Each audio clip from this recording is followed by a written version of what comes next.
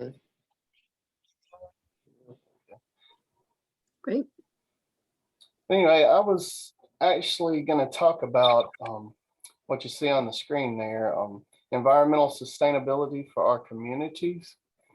And the reason why I chose that topic is because I am currently enrolled in an introduction to sustainability, environmental sustainability class through the Harvard Extension, which is part of Harvard University. And I'm actually going to work towards my second master's degree in sustainability, focusing on cities and communities. And I wanted to do this presentation on this subject because this is kind of has a lot to do with what I'm learning in the course so far. So the basic, I guess, description too is mainly going to be focused on intergenerational decisions, making economic and environmental decisions based on long-term consequences. But a little bit about me. I actually started college in 1999 at AUM, and I went there for a year before I ended up transferring to the University of Massachusetts in Amherst. Actually ended up getting my associate's degree in horticulture and a Bachelor of Science degree in plant and soil sciences, finishing up in 2005. I think I was about 30 years old whenever I did graduate, and ended up getting several jobs up there. The last time I worked up there was on Nantucket Island. I had a job as a greenhouse manager there for a small company, and ended up leaving, making a decision to leave and come back home. That I think the year was 2006 actually, and ended up getting married the next year, and we started a family. The picture there you see is my 10-year-old son Austin and my 8-year-old daughter Laurie, and that was actually a picture taken back in May when I graduated from Vermont Law School with my master's degree in environmental law and policy. It was an online program that I did for, I think it took me about 3 years. But the long story short, I during the time, the gap there, I had worked, just various jobs. I actually held my own, it was mainly a part-time landscaping company that I called Kennedy Garden and Design here in Alabama, but I actually did a lot of work in Massachusetts as well whenever I travel back up there. And before I go to the next screen, and forget, I actually work right now with here in Montgomery with the Central Alabama Regional Planning and Development Commission as a community development specialist and grant administrator. I've helped write numerous grants, federal and state grants for local communities. We actually work with Autauga, Elmore, and Montgomery County. That's the 3 counties that we do manage. And I've had the opportunity here lately to focus on the environmental part of grant writing, and even have gotten involved in a watershed management plan through ADM, and looked into doing a brownfields grant for a local community too in the region. So it's actually been exciting work to me being able to, do more, get more involved in the environmental part of it. But once I do graduate with my second master's, I'm actually planning to, at least I have the desire to enroll in law school again and work towards a JD degree in environmental law and land use law. And I was actually considering possibly applying to Syracuse University to do that because they have an online program. And I've already checked into it and everything, so I'm thinking it'll be a good fit for me. But I wanted to start off real quick talking about what is a sustainable landscape. Of course, we all pretty much have an idea of what that is.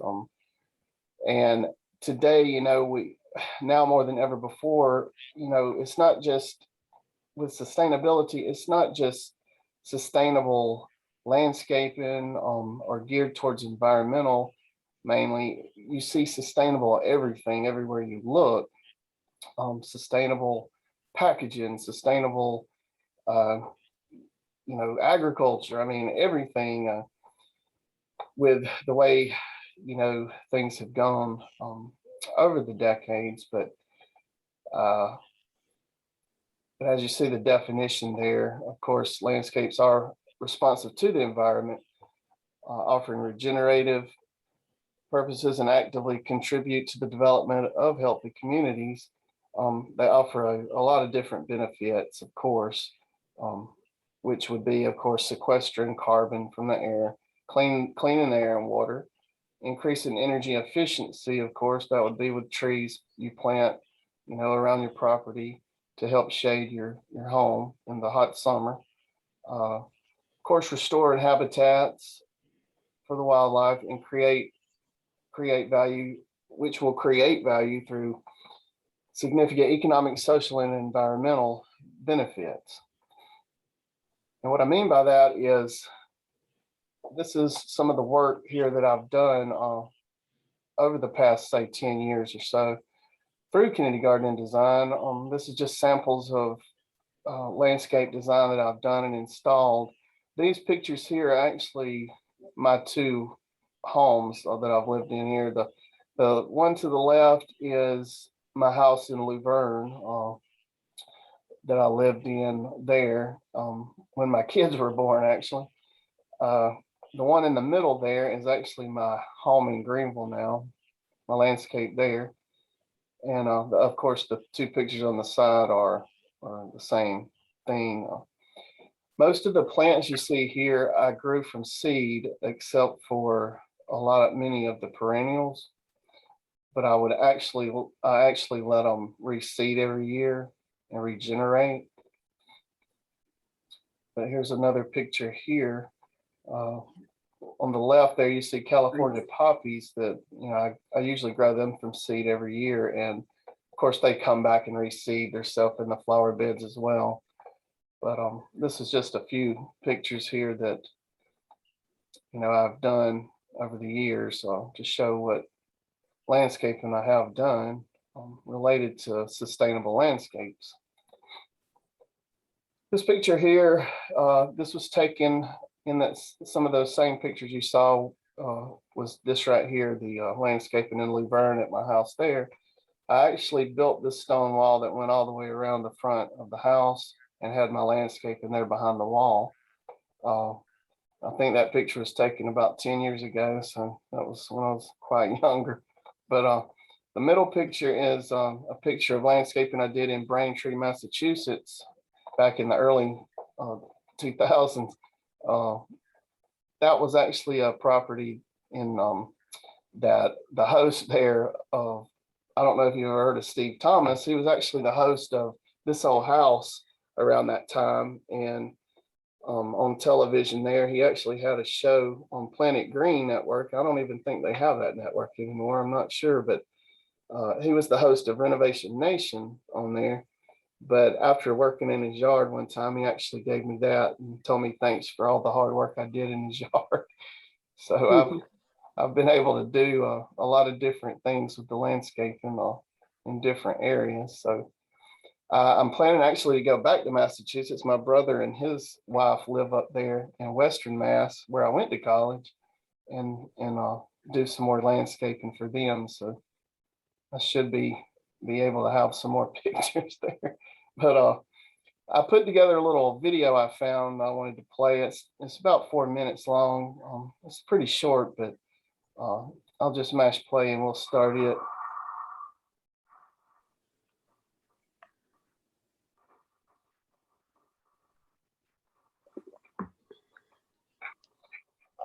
Wildlife habitat can be destroyed by development, farms, or mines. So no longer supports native wildlife. So wildlife increase the rate of habitat loss. says U.S. forest land the size of Pennsylvania consumed by expanding cities by 2050.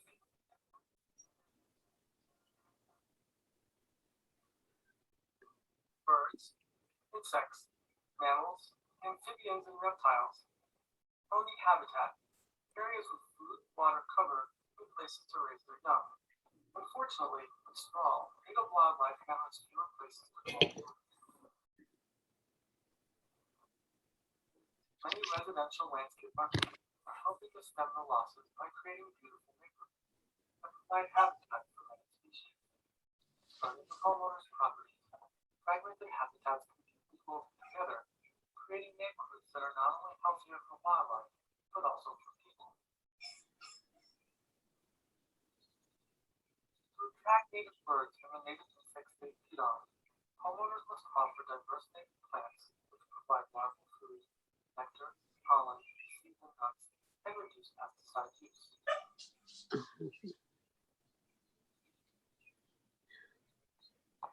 Native meadows filled with beds of grasses, forbs, sedges, and rushes are not only beautiful, but also help to forge connections with nature. Once established, native landscapes don't need the amounts of water or unhealthy chemical fertilizers and herbicides that want to. Wildlife needs clean water to drink and for bathing and reproduction. Clean water can be provided at many scales. Simple bird baths, shallow pools, rain gardens, or marsh.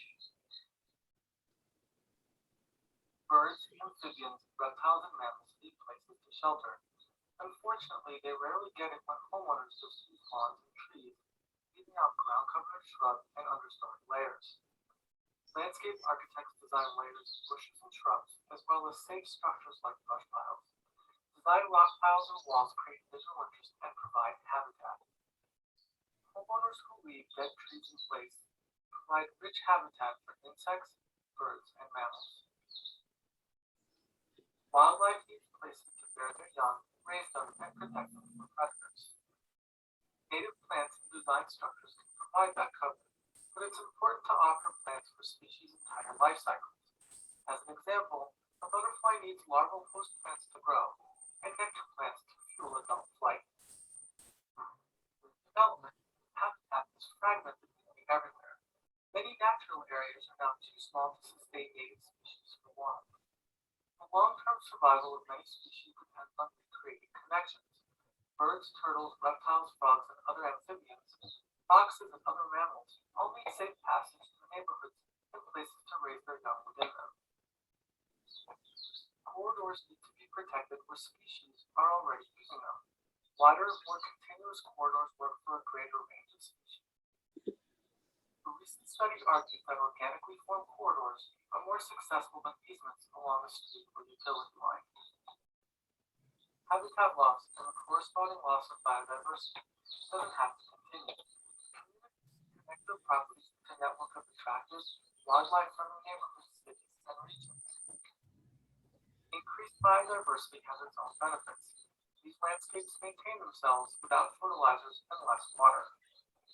Biodiverse residential landscapes are not only beautiful, but also help families see the wonder of nature close to their homes. As scientists are now proving, just being out in nature, seeing plants, and hearing birds, reduces stress and improves mood. Think about how to make your home more wildlife friendly, beautiful, and healthy.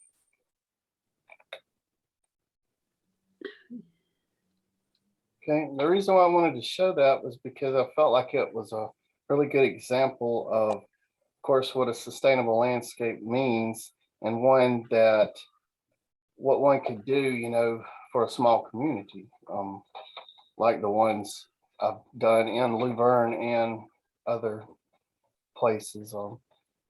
But of course, regenerative landscapes are those that restore the environment and encourage long-term sustainability by increasing biodiversity of species, reduce water consumption, erosion control, elimination of chemical use, and of course, a number of other benefits, of course. But getting into a little bit further here, environmental awareness, of course, may not be exactly where we would like it to be within our communities, and it obviously isn't here in Alabama. But we have actually made some improvements over the years. But of course, with the growing population here in Alabama, and of course on a global scale, generations will change, as we all know, and with that change comes problems created that will have to be addressed going into the future. In recent years, the concept of looking to how society can address these problems now through a sustainable development lens has become more commonplace in almost every area of our lives. Just like I was mentioning, going to the grocery store and seeing sustainable food, sustainable clothing.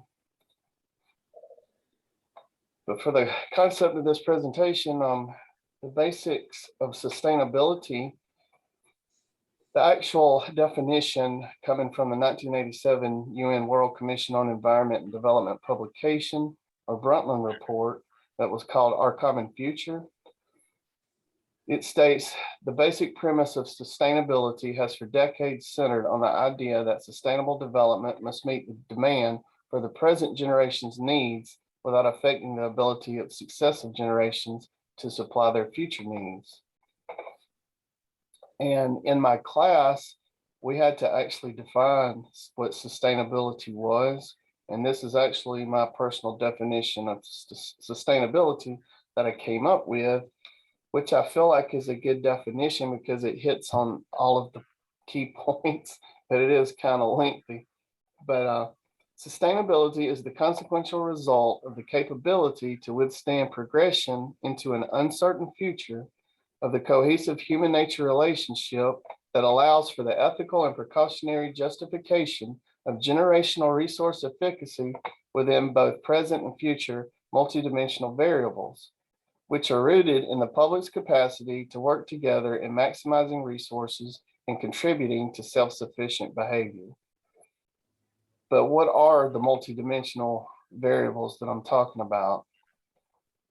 Well, there's three: environmental, social, and economic. And actually going back to 1962 in the book Silent Spring by Rachel Carson, I'm sure all of y'all have probably read that book at one point or another. She, of course, helped initiate the environmental movement within her generation that could help lead our country to the passage of the National Environmental Policy Act in 1970.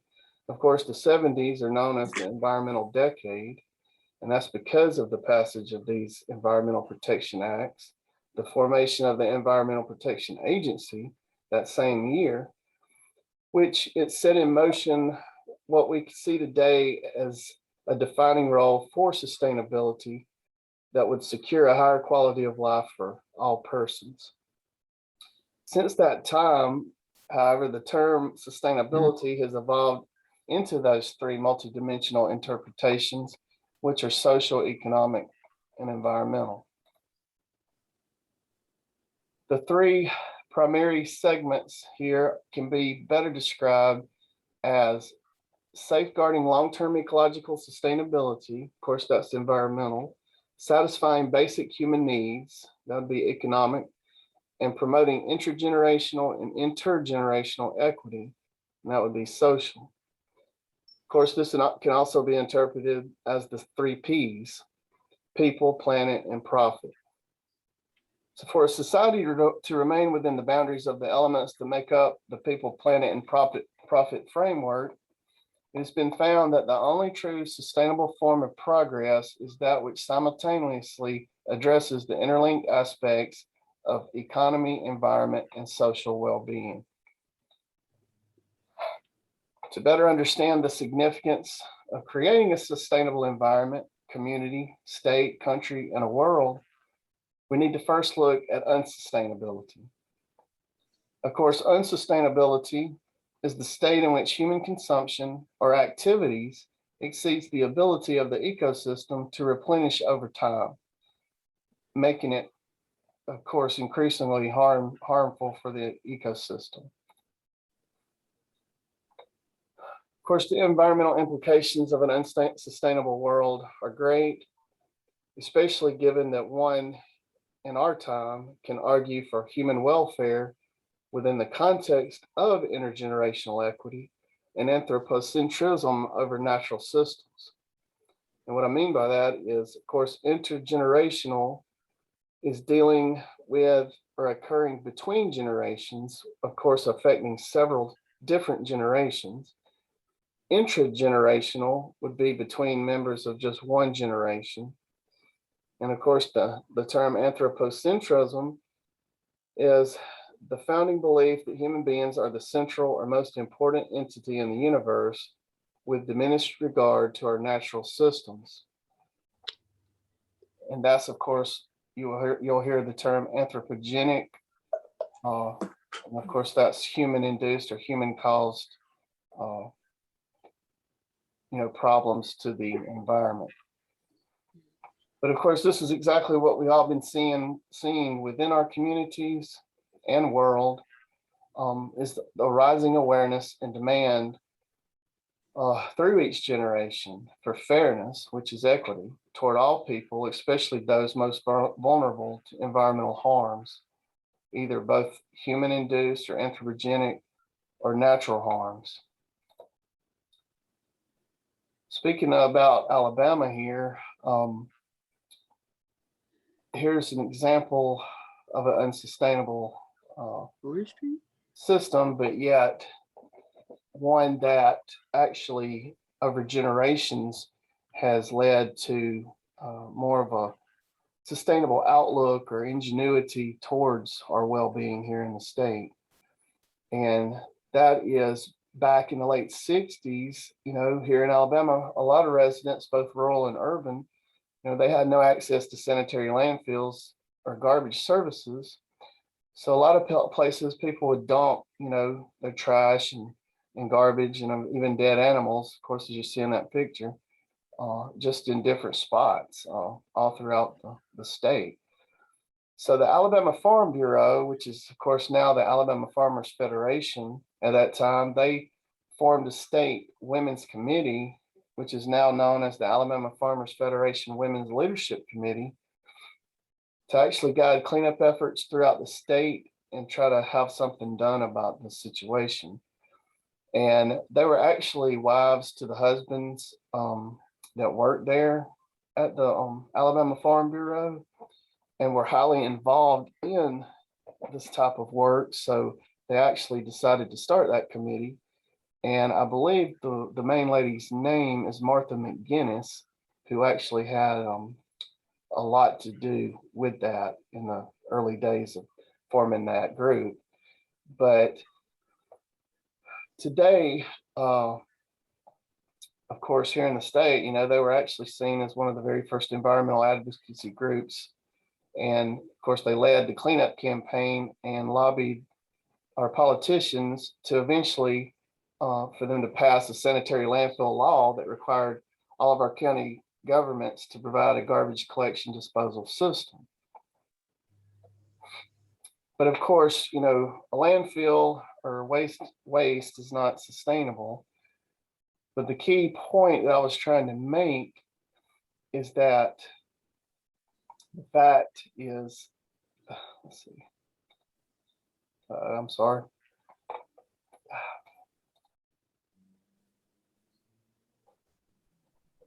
Sorry, I clicked the wrong button there.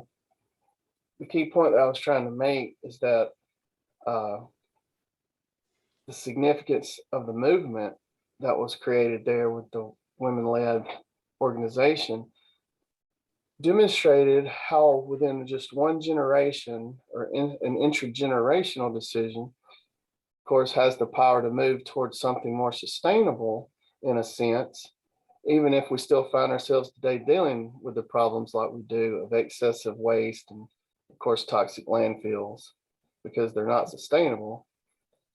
But the step toward a more sustainable process for waste management in our state was significant. But of course, it wasn't until the Pollution Prevention Act of 1990 that steps were taken in the area, of course, through the federal government to address the growing problem of waste and pollution prevention on a national scale. But had the Alabama Farmers Federation Women's Leadership Committee not push for action when they did, the damage to the surrounding ecosystem here in our state could have been much worse, and could have costed a lot more to try and fix it in the long term. But these women actually utilized the 3 Ps that I spoke about earlier, whether or not they realized it at the time, to advance environmental policy in our state. But of course, we aren't there yet. We're not anywhere near where we would need to be in Alabama. But the good thing is that it takes just one generation working together to push for environmental policy in order to see a change. Now, the implications of unsustainability on our Alabama communities are pronounced, given decades of anthropogenic or human-induced impacts to our surrounding environment. Of course, some have been on a small scale, others on a larger scale. But today, we're seeing more arguments closer here to home that reflect environmental injustice issues as these relate to our economic, social, and local environments. Mm-hmm. Unfortunately, given our state's history with the intergenerational inequality that Alabama is known for, this can and should have a major impact on fighting for environmental causes within our state, talking about the environmental justice initiatives. Mm-hmm. But some of the environmental effects that we've seen over the past, of course, is industrial pollution, especially in Birmingham, here in Montgomery, Mobile, of course, where the air quality is bad, of course, with some known carcinogens or particulates known to cause cancer. Point source pollution from industrial wastewater discharges into our local waterways, even though ADM supposedly regulates it because of the EPA laws they have. I mean, they've been known, of course, point source pollution has been known to create toxic situations in a lot of different waterways with numerous fish kills and ecosystem destruction. In Uniontown, Alabama, I don't know if anyone's heard about that, but they have actually seen the worst effects from this in recent years. But here are some clippings I found. One, of course, related to Birmingham, and they were actually rated the 14th worst U.S. city for year-round particulate air pollution. Although now, within 2020, they actually met the requirements of the National Ambient Air Quality Standards, which is the national standard for criteria pollutants, after decades of non-compliance. But of course, there's still a long way to go there in the city with air quality. And of course, this clip here is talking about the environmental injustice that's been witnessed there in Uniontown, which is related to back in 2010, ADM actually approved the Tennessee Valley Authority to transport 4 million cubic yards of coal ash from the Kingston Spill that had up there to the Arrowhead landfill there in Uniontown. And it was just, the landfill is just right in the community, right, in people's backyard. And the cleanup, of course, took place under the Comprehensive Environmental Response Compensation and Liability Act in Tennessee, which is known as the Superfund law. But under that law, once the coal ash came to Alabama, it was not considered to be hazardous, even though it was hazardous in Tennessee when they were doing the cleanup. But why ADM approved them to be able to bring that to Alabama, who knows? But I do know, and I even read that our state environmental office there, ADM, I think they approve. I think we're like one of the top states in the country, if not the number one, that accepts waste from every other state in the country. Hazardous waste of all kinds. I mean, you name it. And those are just right in a lot of people's backyards. And, the people in Uniontown, You know, they've had a lot of health issues, you know, related to that. Um, but of course, moving on, we have September 16th of this year. You know, Alabama has actually been investigating thousands of dead fish in the Birmingham Creek. You know, it's a large fish kill there. I don't know exactly if they've found the reason why. I'm sure it's related to industrial Runoff, yeah. discharges. And then, Yeah. of course, in 2019,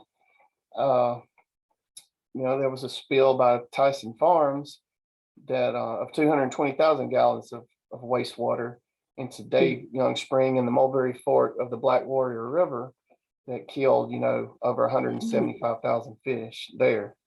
And this is just a small sample of what actually goes on in our waterways around the state based on this point source pollution. And recently, recently I've noticed in doing research on brownfields for the grant that I've been working on, I found this map here that shows all of the red areas are actually known brownfield sites throughout the state. And many of those squares you see there, when you're actually looking at the actual map, it's not just one location, it's several in that area. So you see that, of course, not every county has one, but several do. Even Butler County there where I live, there's one. But of course, mostly our industrial sites, where of course previous activity contaminated or potentially contaminated the property. And of course, the surrounding ecosystem, because all of the runoff from rain or flooding or erosion is going to go right into our waterways. But moving on here, there's of course other environmental effects, which are non-point source pollution, and those are not able to be regulated because you know, they come from a variety of different sources, from farms, fields, deforestation practices in forestry, you know, urban and rural municipalities, roadways, parking lots, construction areas. They've all caused an enormous ecosystem, damage to our local creeks and streams and lakes and waterways, rivers, everything. I mean, everything goes straight, and you know, has to run somewhere, so it goes straight into our main bodies of water. Water. But of course, this non-point source pollution, you know, it's created, you know, damaged habitats. Of course, most of the non-point source pollutions would be from the sedimentation or siltation, you know, of soil, and everything running off into the creeks and streams. But of course, you have the worst pollutants, chemical pollutants and stuff that also get in there from the runoff and soil erosion. But of course, they can't directly regulate that. And I know the state ADM, of course, they're required to, you know, they have plans in place that they try to address these things. One of them is through a watershed management plan, which I'm working on for a local community, to try to address this, because they've actually had sedimentation and siltation, which is the main non-point source pollutant, that's completely filled up the creek there, and it's actually listed on the list of impaired waterways for that area as well. So they're wanting to try to create a watershed management plan that will address that, mainly caused by urban development there in the area, because the city is actually growing. So hopefully they will be able to get a plan in place to address that. And then, you know, as they develop and expand and grow, they'll be able to have some plans in place to eliminate that and hopefully get that creek taken off the impaired list. But of course, discussing water, you know, of course, like I said, there's point source and non-point source pollution. And that just shows, you know, what a lot of that, what a lot of that is caused by them. Mm. But this is our backyard. This is Alabama. This picture was actually taken by my brother a couple of years ago there on Sagahatchee Creek in Lochapoka. If you look at all the pollution, he kayaks a lot, and he would kayak down just about all of these creeks and streams around here. And he told me that he told me one day that you would just cry. He said he goes in places that nobody else would go, and that's why he took this picture to show me. He said that it would just make you cry if you saw some of the pollution and stuff that's you know, litter and everything that's in these waterways. But Alabama, you know, we have a long way to go. I mean, to get over those hurdles and to get a, you know, more sustainable path for our future here in the state, you know, we've got some improving to do. And it's kind of tough because, of course, we lag behind, you know, every other state regarding progression towards any kind of sustainable development goals. Actually, on the list that I'm fixing to show you, we're actually above West Virginia, Mississippi, and Louisiana, but still we're at the very bottom of the list. Big deal. But the main purpose of sustainable development goals would be to encourage states, you know, to focus their policies on more sustainable development. Well, what are the sustainable development goals? Well, they're actually a set of 17 goals that were internationally agreed upon and developed by 193 member countries of the United Nations and are meant to be achieved by the year 2030. They cover a range of, you know, objectives to end poverty, protect the planet, ensure equality and prosperity for everyone. But the interdisciplinary and cross-cutting with many indicators repeated across these goals, highlighting that progress in any one area depends on simultaneous development in another. This fact underlines the importance of collaborative problem solving, as no one group or action will be sufficient for achieving the goals. All groups will be needed to build the sustainable change. So when you look at all of these groups or these goals, you can't just focus on one. You know, they all need to be achieved by each state to actually reach a higher level of sustainability. And this actually came from the Sustainable Development Report of the United States in 2018, and list, you know, the 17 goals there.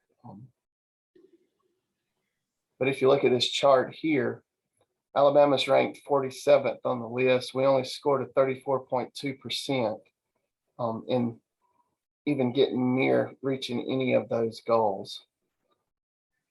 And we're mostly in the red with some yellow and orange, but that actually, and it's kind of small, you can't hardly see it here, but of course, red would mean major challenges remain, orange signifies significant challenges remain, and yellow just means challenges remain.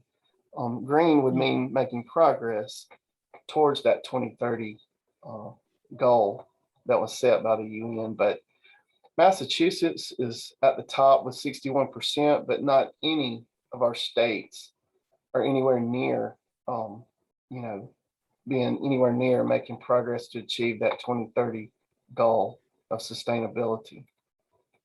And this is just a bigger map of what I was talking about there. Of course, we're in the red along with these other states here, but none of the states are, you know, making any significant progress. And I would have actually thought that some of the New England states there, Massachusetts being one of them, and Vermont would have been a little further along, but I was shocked when I saw that myself, that they're not. But I've come across this, and I remember this. I'm not sure if anyone else does, but with Alabama, when the UN come up in 1992 and created the first Agenda 21, that was actually the first. They listed like 21 sustainable development goals, and it was, mainly to address global social and economic dimensions, conservation and resource management, of course, strengthening women, children, and workers, protecting them, as well as proposed methods of implementing these goals. But, there was a conspiracy theory going around that the UN was actually trying to create a one world government by, trying to force all of the countries to come together and, try to make progress towards these sustainable goals. So Alabama actually, during that time, I think it was 2012 when they actually passed this bill. But Senate Bill 477 was a bill that was actually, it was a bill to bar the state from taking over private property without due process, which was related to one of the sustainable goals. But it actually made our state pretty much look like we were completely and totally against anything to do with sustainability, which is actually pretty sad. But this is another thing here about sustainable development goals is that since our state can choose whether or not to join in, even on the recent 17 sustainable goals, which they obviously don't choose to do so, it's made reaching sustainability within our state, extremely difficult to do. But just like all government bodies in our country, Alabama actually has a public obligation to hold in trust to the people of its state certain natural and cultural resources, regardless of that private property ownership. And what I mean by that is public trust doctrine. The public trust doctrine, and I won't go into all of the detail about the origins of it and everything, because it goes all the way back to the forming of our country. It mainly deals with the shorelines, the ocean shorelines and everything, but where the resources are held by a state, the essence of the public trust doctrine is that the state or governmental authority as trustee has a fiduciary duty of stewardship of the public's environmental capital. These resources must be held in trust by the state for the benefit and use of the general public. This public includes current and future generations. The state must not alienate trust property unless the public benefit that would accrue outweighs the loss of the public use or social wealth derived from it. So in other words, Alabama has a duty of stewardship of its natural resources or natural capital for intergenerational and intergenerational residents. So remember the three P's: people, planet, profit, or social, environmental, economic. Well, for planet or environmental, the decisions made throughout past decades, of course, which are intergenerational choices, and the decisions we make now, intergenerational, will have a significant effect on future generations. There's a growing concern over what constitutes the biggest challenge to human sustainability. We have seen how there are several factors present that affect human sustainability at all levels, but we haven't even hit on climate change. Global warming, of course, has received the most attention over the past 3 decades due to innovative technologies that have produced indisputable knowledge of the scientific fact that the mean temperature of the Earth has been slowly rising over the last 110 years. This change in atmospheric temperatures is undeniably the root cause of weather events that are leading to a number of our ecosystem degradations. However, without environmental sustainability, economic stability and social cohesion cannot be achieved. And to reach sustainability, you need all three. Social well-being has expounded in recent decades, as we all know, of course, with environmental justice issues, and is now being combined into social policy debates within this era of sustainability. In addressing basic human needs, the reduction in inequalities within our communities is essential for both generational justice, especially after the results of the widespread COVID-19 pandemic. The key here is that these generational decisions must focus on long-term solutions, taking into consideration the future environmental consequences if we don't. Respecting diversity in people, along with tradition and values, will help support a healthy society, their overall quality of life, and a strong socioeconomic foundation now and going into the future. Only when we support environmental justice initiatives for our more vulnerable and disparate communities will we increase our chances of developing a sustainable Alabama. And of course, environmental justice is the fair treatment and meaningful involvement of all people, regardless of race, color, national origin, or income, with respect to the development, implementation, and enforcement of environmental laws, regulations, and policies. The field of ecological economics studies how ecosystems and economic activity correlate. Economic development, of course, in terms of gross domestic product, remains the highest priority of every country in the world, including the countries that are already rich. That's the goal of every state, to drive economic development to bring about a financially viable economy. Unfortunately, where our state lacks is from the involuntary and sometimes voluntary exclusion of people and planet from the equation to build long-term prosperity. For our state, how can we as environmentalists ensure a sustainable future for the next generation of Alabamians? Well, we have a fundamental right to a healthy environment. Everyone does. But given the political landscape for Alabama to achieve future sustainability and set in motion greater environmental protections for our abundant natural resources that it seems we take for granted, it will take us all working together on an intergenerational scale within our state to push for environmental laws and policies without outside influences that can be expanded intergenerationally. But we must not forget the importance of considering the 3 Ps, people, planet, and profit, which in this sense I put natural profit for our natural resources. And there's a potential for us to create and achieve our own sustainable development goals for our communities in Alabama, which is driven to ensure intergenerational fairness far into the future. We can fashion our sustainable goals and lobby our politicians and government officials for adoption and inclusion of these goals into a statewide bill.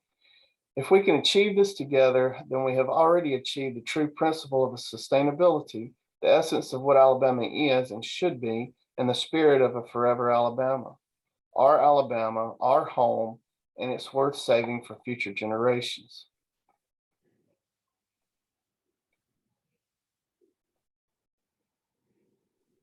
Mm.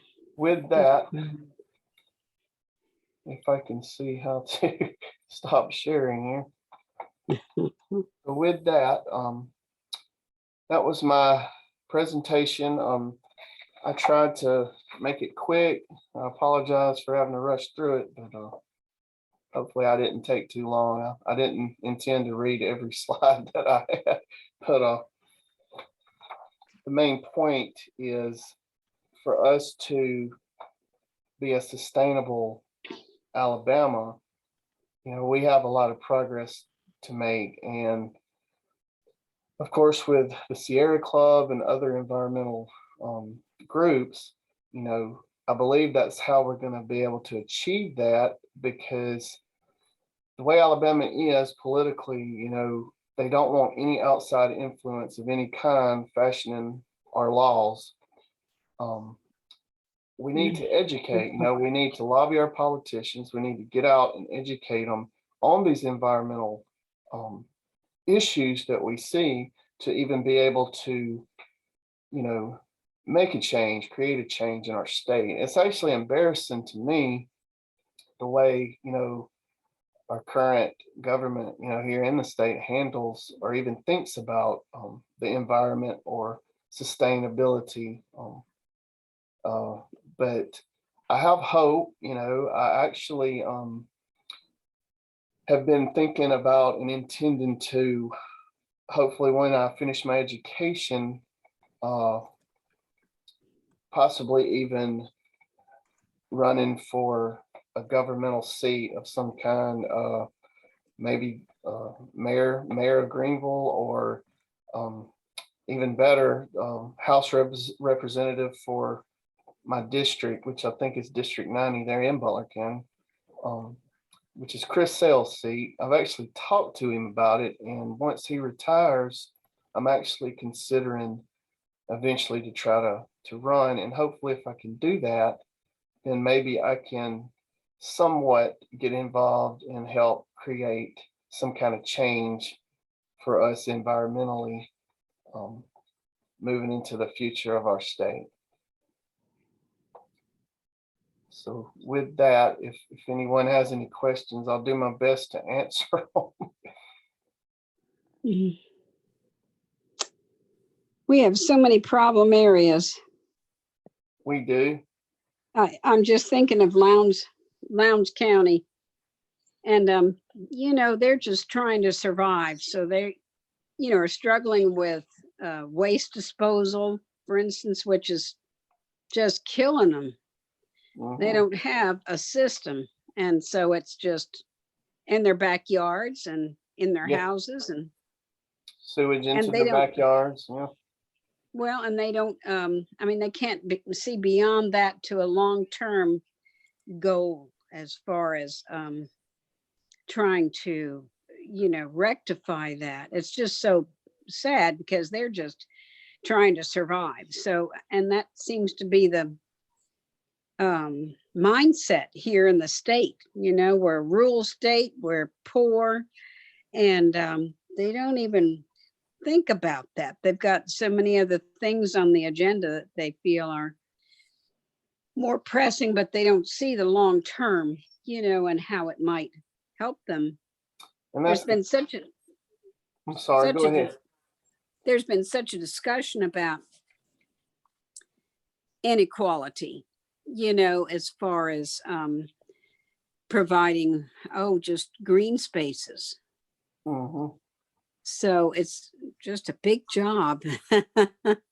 It is a big job, and it doesn't appear that we've made significant progress in our country, but I mean, it like I was talking about, it's we are making steps. We have been since the 70s or the 60s even, but it's going to take each generation. We may not get there. Talking about climate change, we may not get there in time to really make a huge difference, which of course there's a lot of uncertainty about that too.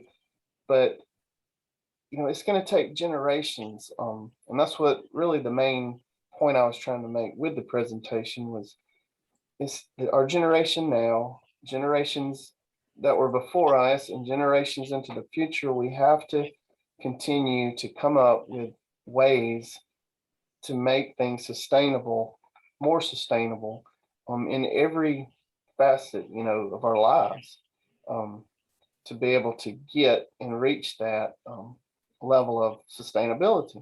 And even if there's nothing more that I can do or any of us can do, I think that it's the small things. I mean, landscaping, what I've done with my landscaping ability, just creating those mini ecosystems, that can regenerate, and offer something more to the environment and help create, and protect biodiversity that way.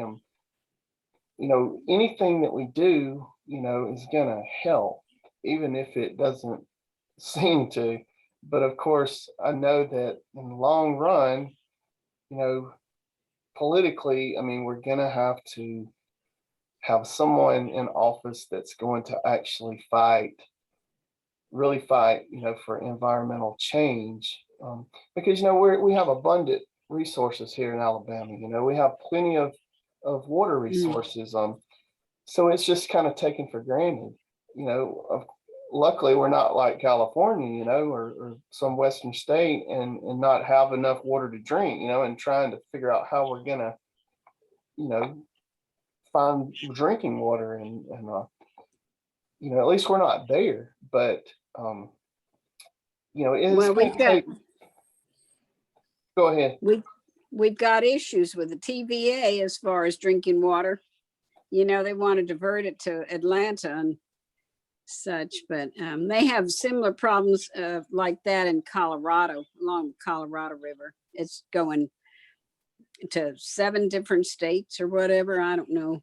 But I think that some of our my children and grandchildren seem to be a little more conscious of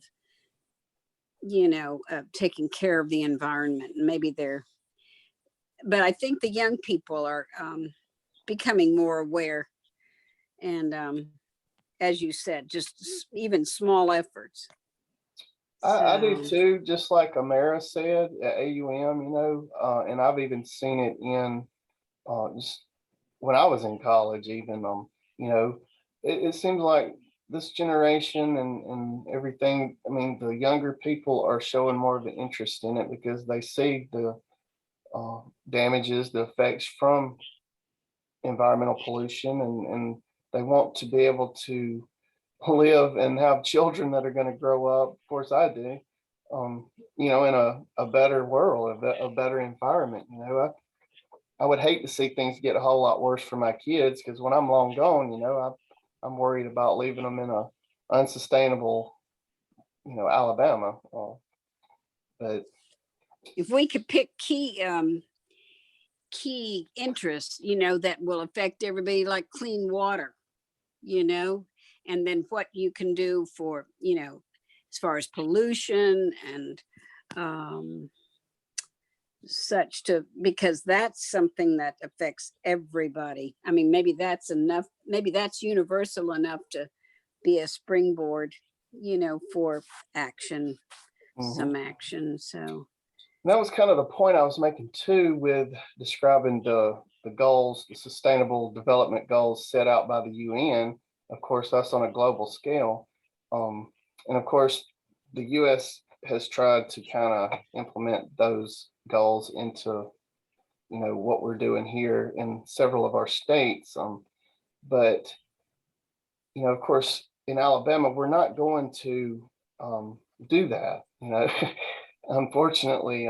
So what I'm thinking the best way to address that is it's going to take somebody here in our state, from our state, with roots here, to get in there and actually try to make a change, create a change that's going to drive our politicians and leaders, to actually incorporate, those 3 Ps, towards creating, making, creating sustainable goals that for our state, things that we want to see addressed.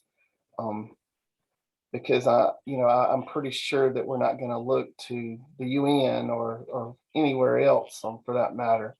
And it's just the way it is here, which is understandable, given our history and everything. But I just really believe that, it's just going to take more of an effort to do that. And that's the main reason why I wanted to actually get involved here with the Sierra Club, Montgomery chapter, was to hopefully, help make a difference in some way. I have an environmental background. I'm still in school, but eventually when I do finish, I'm hoping I can be able to somehow make change. But I've seen it in my work here at Cart Deck, just in the communities we serve. dealing with the local governments, they don't no more think about the environment. All they're concerned with is economic growth. How do we bring in more businesses? Well, we want a Mhm. Walmart here. But with the Or a Walmart, water park. yeah, yeah, Stupid water park. Are you kidding me? yeah. Right on the river. It's, such a, but there's the farm down there in town. Are you familiar with that? The, um, there's a farm down there, just, off the Are you talking railroad. about Sweet Creek? No, this is downtown. They've got a Oh, farm along the banks of the Alabama, which is so great. I And think I then, know what you're talking about. Yeah.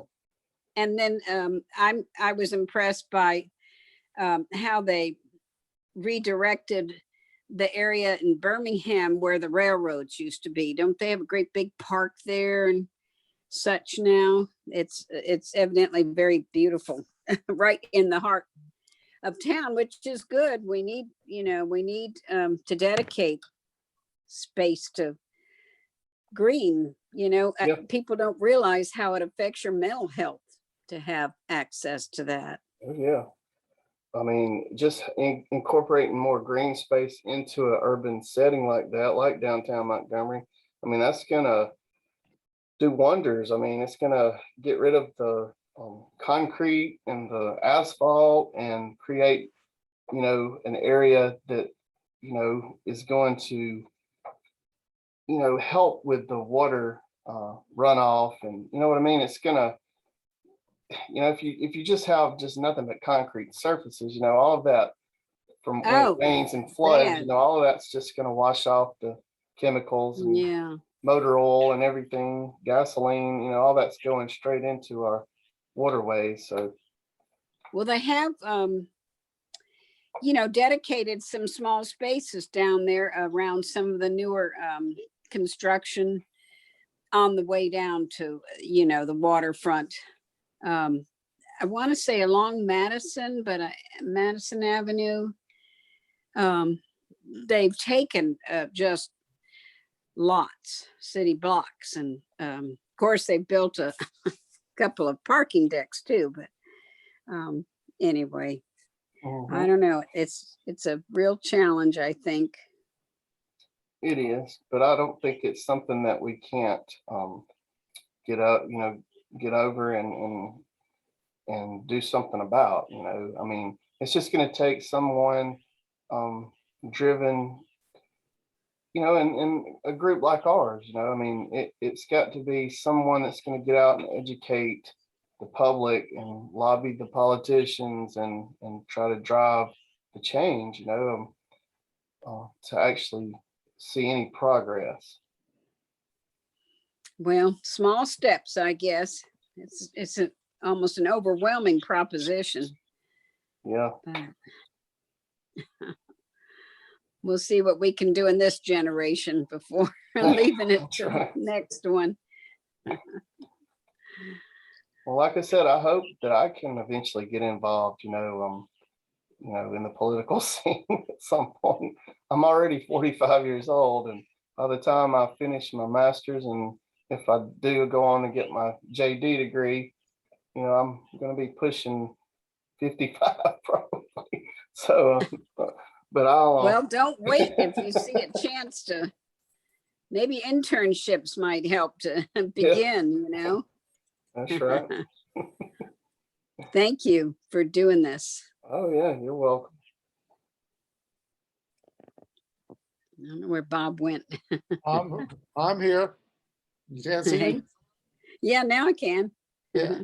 So yeah, thank you very much. That was very informative. That was a lot of information Yeah, to consume. it was a little too much information crammed into that time frame, but I've tried to, get to the main points. I hope I did. Well, just to talk about, non-sustainable and sustainable, and the examples are helpful, to try to direct us to more creative and action, Yep, you're right. Well, we appreciate it. In theory, it's wonderful trying to, it'll take some ingenuity to get it, to be a practical lifestyle. Yeah. So Mhm. we'll kind of aim towards that. Mhm. Well, I thank y'all for letting me speak, and hopefully I did an okay job. Well, you did a great job. Yeah. Yeah, it's a little overwhelming, but that's necessary at times. Yeah, you're right. Gives you something to think about, doesn't it?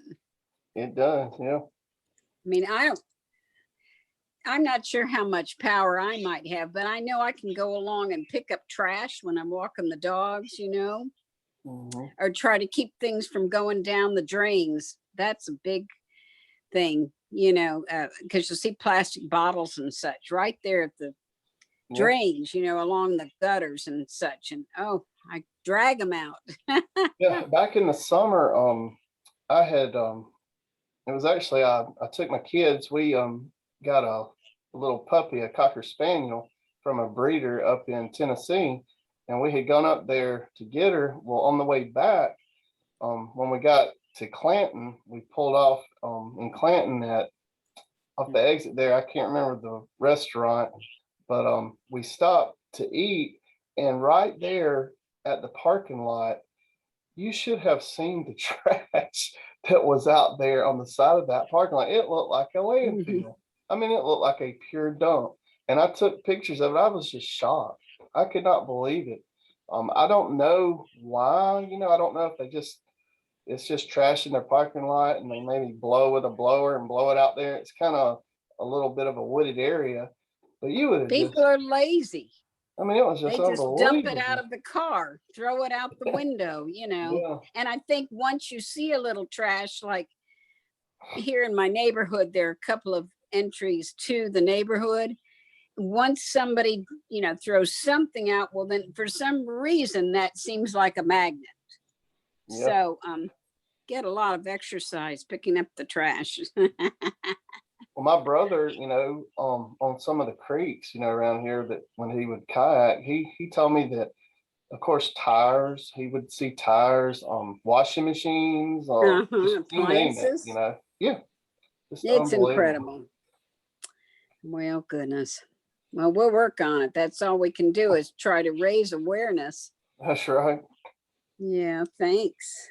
But being from Alabama, of course, I went off to college, and I'm actually glad I did, because even though Massachusetts is known to be a liberal state and everything, of course, I have conservative roots. Of course, I was born and raised here, but I'm kind of in between when it comes to the environment. Of course, I mean, uh, I'm I've got my conservative values, but then I'm for the environment, so I'm kind of mixed between the two.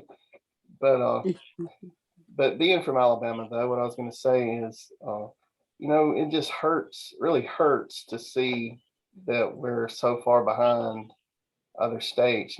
I wish that we could actually just shock the country, and actually just move forward with environmental, laws and regulations, and Well, work towards a sustainable plan and for the future, and just really turn things around, and be we've committed got a to lot of that. Yeah, politics involved with the coal mining, with the yeah, the forestry, and significant. those are efforts that need to be managed for environmental sustainability. And Yeah, so you're talking money, though. You can't you can't restrict the flow of the dollar. I So know it. it's really Yeah, it's an it's tough. issue. Yeah.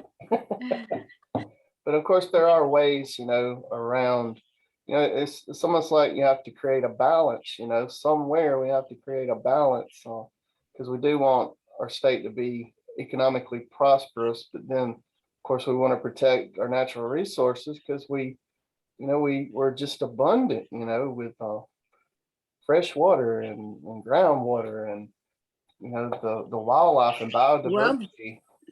Vegetation too, you know, is Yeah, just yeah, beautiful. Because of our climate, it's just really abundant, so, Yeah. and varied. you're right. So if we could point those things out, you know, things that might be attractive to people as far as a motivation. Mhm. So, okay, you start working on that. That's your homework for next week. Bob, Thanks. when do you think that you guys will be able to have another get together? Right now I'm definitely playing it by ear. And so, yeah, it's impossible to plan right now. It really is. Because every time you think, you know, because reports the last week or two, you know, everything is getting better. But then just today, they started talking about a new Delta variant, a Really? variant of the Delta variant, you know, Yeah. Gosh. and that's hitting England, Great Britain really hard right now.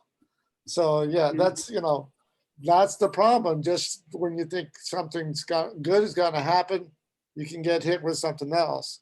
So yeah, so I'm not going to try to really plan anything until, you know, things settle down. And yeah, and a lot of it has to do with AUM. You know, obviously, we better to, you know, have an in person. Plus, that young lady, she's no, she had to leave, but she's there's an environmental group. I'm trying to remember. I gotta look up the name again. Let's see. Students advocating for a greener environment. Oh, Yeah, good. yeah. I So missed the name yeah, of it, you know, at the beginning. okay. Shelley Taliaferro is our contact at AUM. She's big on birding and Audubon and things like that. And she's heard of that group. They haven't done much in the past, but I told her that this young woman is trying to revitalize it. So that would be, you know, a good sign. So yeah, Yeah, it's, you know, we but can work with the pandemic. yeah, That's, you know, I mean, oh, you can't do but, much of anything right right. now. But once AUM opens it up back up to, you know, outside groups having their meetings there, then that could be a group that, you know, we can get involved with, and Shelley's Audubon Club. So there might be, you know, a nice little kind of circle of groups that we can work together. And if so, trust me, one of us will be hitting you up again sometime in the future, because what you're talking about is very important to, you know, all of our interests, Sierra Club, Audubon, any Mhm. environmental group. So, Yeah. okay. Well, thank you very much. Thank you, Gene, for hanging in there. Yeah. Oh, Thank I you. don't have a chance to talk much about this, you know, these days, and it's interesting. And that's one of the reasons I'm trying to push for in-person meetings, because it's a lot easier to have questions and answers and real discussions, you know. Mhm. So Well, Could you guys see the PowerPoint slides pretty good? oh yeah, on my screen they came in fine. yeah, Okay. So yeah. the only Thanks. That was a good presentation. slight problem I had was on that video, the audio wasn't great and was Mhm. difficult to really, for me, I don't know about others, to It hear was a everything little being said. fuzzy. Oh, Yeah, really? yeah, but I got the gist of what was being said, so that's important. Okay, well, Thanks. so yeah, Gene, why don't you go ahead and sign off?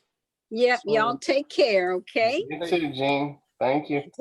Thanks for your help. Let me see if I can do it. You're welcome. I don't know exactly how to get out of it. Share content, Zoom, leave. Okay.